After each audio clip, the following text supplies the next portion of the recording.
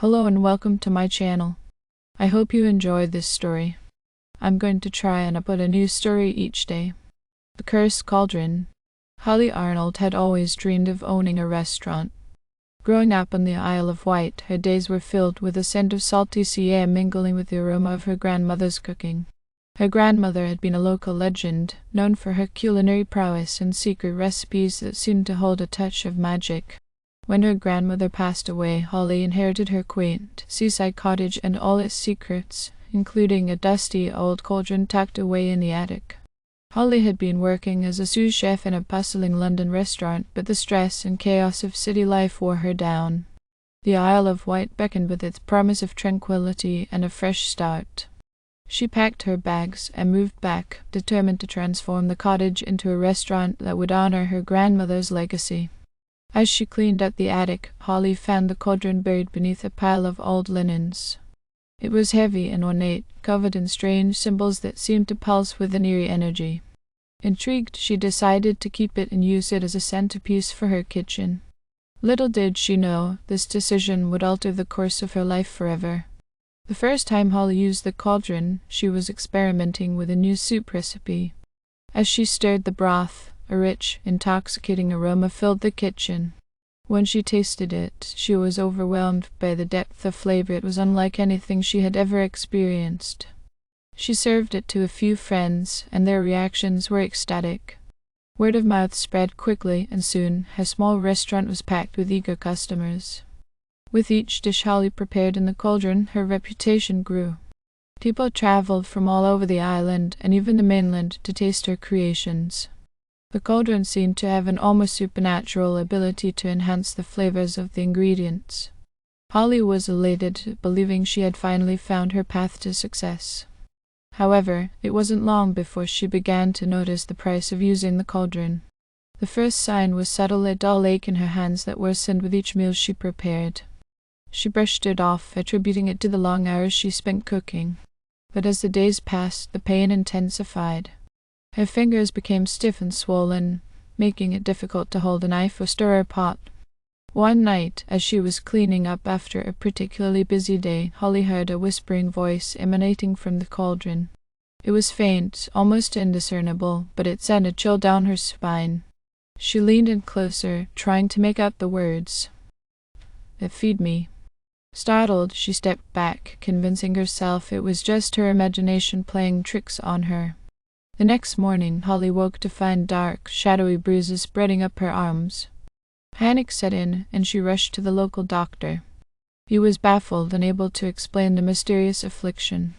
Desperate for answers, Holly turned to the island's history, delving into old books and folklore. She discovered tales of a cursed cauldron, once owned by a witch who lived centuries ago. The witch had used it to create potions and elixirs that brought her immense power, but at a terrible cost. Each use of the cauldron sapped the life force of the one who wielded it, until they were nothing more than a hollow shell. Holly realized with growing horror that she had stumbled upon the very same cauldron. She tried to stop using it, but the allure was too strong. The demand for her dishes was insatiable, and the financial success was more than she had ever dreamed. The whispers from the cauldron grew louder, more insistent, and Holly felt an unrelenting compulsion to obey. As her condition worsened, Holly's once vibrant personality began to fade. She became a shadow of herself, gaunt and haunted. Her friends and family grew concerned, but she pushed them away, unwilling to share the dark secret of her success. The cauldron's whispers invaded her dreams, promising greatness in exchange for her obedience. One stormy night, as Holly was preparing a lavish feast for a high-profile client, she felt a searing pain shoot through her body. She collapsed to the floor, writhing in agony. The cauldron, now glowing with an ominous red light, seemed to mock her. "Why, you are mine." Desperation clawed at her, and she knew she had to destroy it before it consumed her completely. Summoning the last of her strength, Holly dragged the cauldron to the cliffside overlooking the raging sea. The wind howled around her, and rain pelted her face as she struggled against the elements.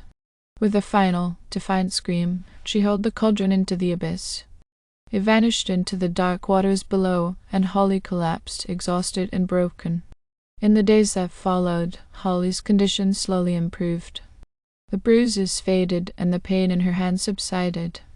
Her restaurant, deprived of the cauldron's magic, returned to serving simple, honest food.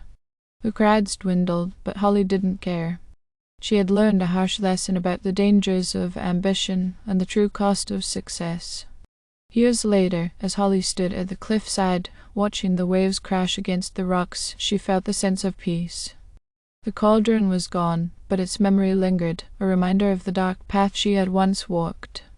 She had reclaimed her life and her soul, but the price of the cursed cauldron would forever haunt her dreams. Holly returned to her restaurant with a renewed sense of purpose. The knowledge of the cauldron's true nature and the sacrifices it demanded had transformed her, grounding her in a deep appreciation for simple, honest cooking. She took solace in the small, loyal customer base that remained, each one a testament to her genuine culinary skills. Months passed, and life on the Isle of Wight settled into a comfortable rhythm. Holly found joy in experimenting with new recipes, using fresh, local ingredients. Her hands healed, and the dark bruises became a distant memory. She felt lighter, as if a heavy burden had been lifted from her shoulders. However, the memory of the cauldron's power and the haunting whispers never fully left her mind. One evening, as the sun dipped below the horizon and the sky blazed with hues of orange and pink, Holly decided to visit the cliffside again. It had become a place of reflection for her, a spot where she could ponder the twists of fate that had brought her here.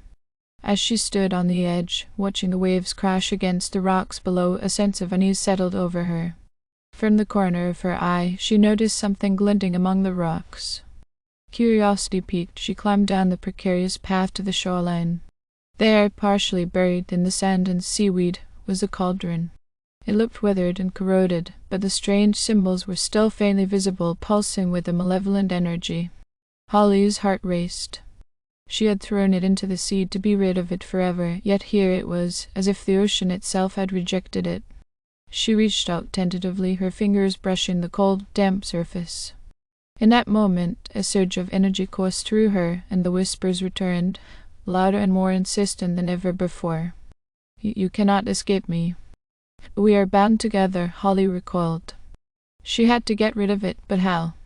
The sea had failed to contain its evil, and she feared that destroying it might release something even worse. As she stood there, the sky darkening around her, she felt a presence behind her. She turned to see an old woman, her weathered face framed by wild, white hair. The woman's eyes bore a knowing look, as if she had seen the cauldron before. I see you found it, the woman said. Holly nodded, too stunned to speak. The old woman sighed. I'm Agatha, the keeper of the island's secrets. The cauldron has plagued our land for centuries. Many have tried to use its power, but none have succeeded without paying the price. Holly asked, desperation creeping into her voice. Agatha shook her head. It cannot be destroyed by ordinary means. The cauldron's curse is tied to the island itself. To break the curse, you must seek out the witch's resting place and perform a ritual to sever its connection to this world. A ritual? A resting place. It all sounded like something out of a fairy tale, but she knew she had no choice. She had to end this once and for all. Agatha led Holly to an ancient grove deep within the island's forest, a place where the air was thick with the scent of pine and the ground was carpeted with moss.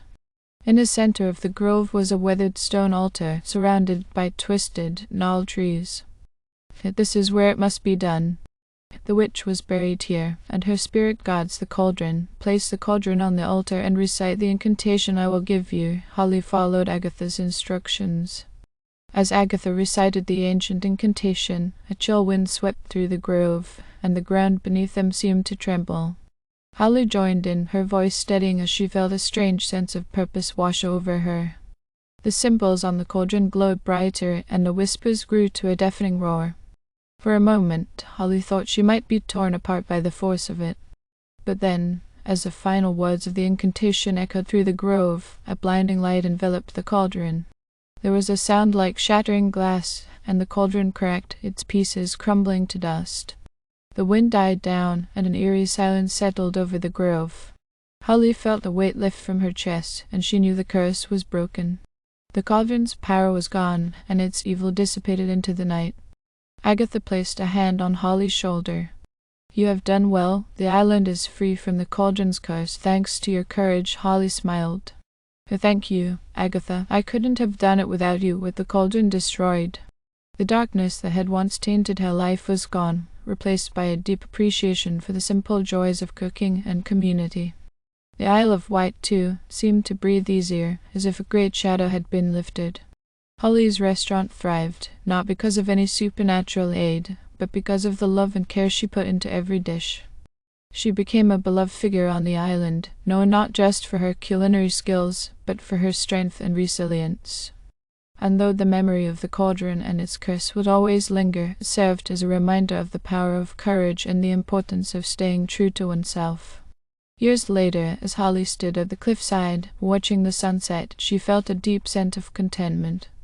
The waves crashed against the rocks below, the sound soothing and eternal. She had faced the darkness and emerged stronger, and now the future stretched out before her, bright and full of promise. The Cursed Cauldron was nothing more than a distant memory, a story to be told on stormy nights, a testament to the resilience of the human spirit. Thank you for listening. I hope you enjoyed the story. Please don't forget to like, and even better, like and subscribe. Thank you very much, and I hope you have had or have a great day.